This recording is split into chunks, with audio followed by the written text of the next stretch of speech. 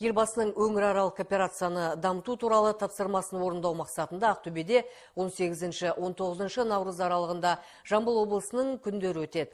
Бағдарлама аясында Қоныс спорт сарайының алдында ауыл шаруашылық жәрмеңкесін өткізу жоспарланған.